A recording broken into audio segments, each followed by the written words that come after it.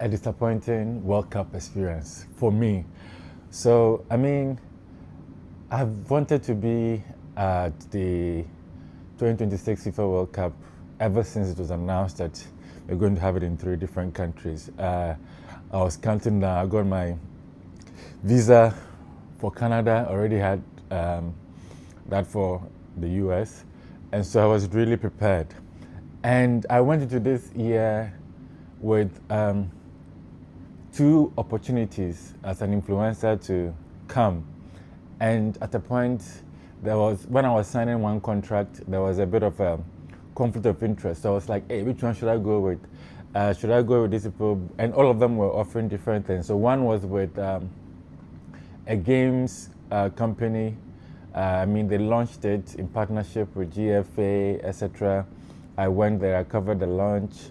I also I even did one content to promote, and then everything started going down south. I mean, the other one was also a hospitality business, and they also do packages, and they had promised to take me along as well. They had detailed what I was getting for the first, the group stage matches and all of that. So I was excited. In fact, I had two, and I had to choose one.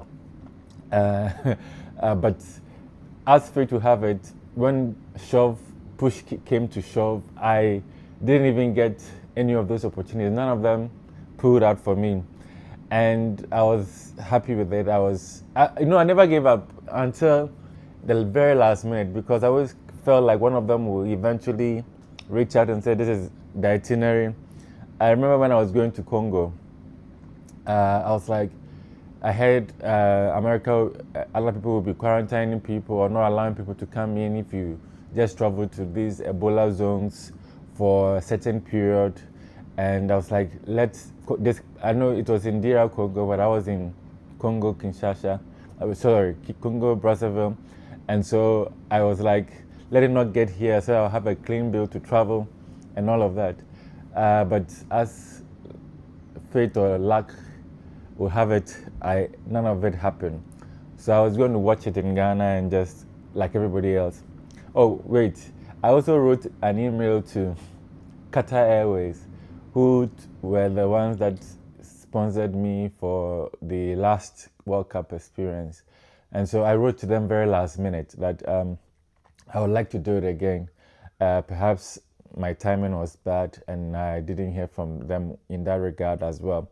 So yes, I was going to watch it at home, and then funny enough, before the Ghana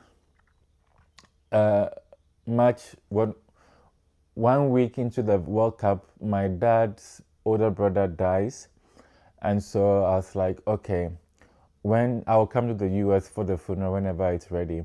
But in less than 1 week, they were burying him, and so I had to impromptu come to the US for the funeral.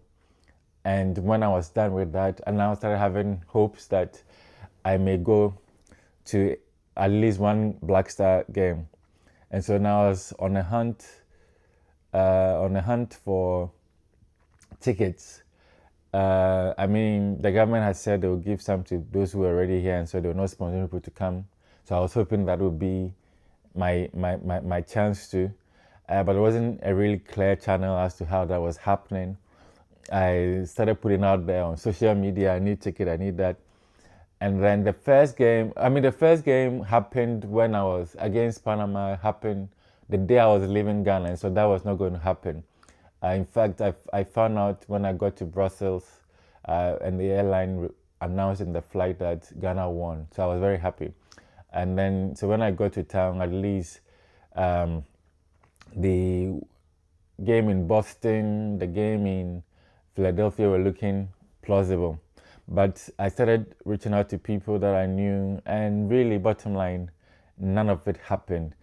Indeed, it was the Philly game, they won against Croatia, that I again posted it out that I really wanted to go. And I even actually went out looking for tickets, but the FIFA website didn't have, and I like to do things official. So I went to the FIFA World Cup first, FIFA website first, and I couldn't find anything there. There were tickets for other games, but for the Ghana one, I couldn't see anything. And then a friend reached out and said, "Oh, we have the Group C kind of Zone C ticket, and that one, a friend is selling for 300 and I think 600." So I was like, yeah, I want one of the 300. But then the next day, he came back to say, "Oh, the guy has sold everything. Apparently, he's only left with the 600." I'm like, okay. To think about transportation, the ticket itself, and all of that, it's not going to be worth it. So, and then one other travel agency that I have been working with, I mean, they also had left a message on one of my posts that I should get in touch with. I didn't see it in good time. And then when they came on WhatsApp and then reached out to me, the timing was just not good enough. And so essentially I lost out on another viewing opportunity. So I'm a little bit brokenhearted, but because I couldn't really experience something that I wanted to experience so many months back. And even being here, being so close to the action, I still missed out.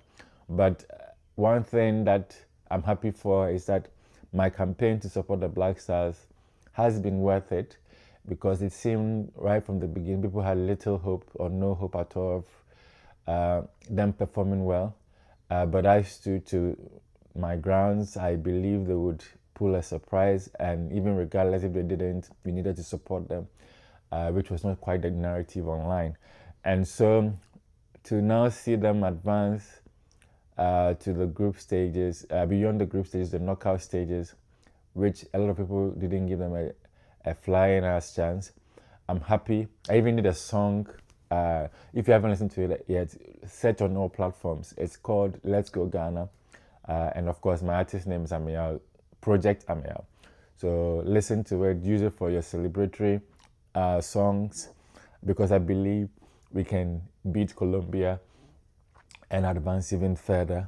So that's just me sharing a bit of my disappointment with the World Cup, but it's been an amazing World Cup, and I would have loved to be a part of it directly. I've been a part of it indirectly, and I've enjoyed it. So I can only imagine how it would feel if I were in it directly. So thanks for tuning in and listening to my blabbering.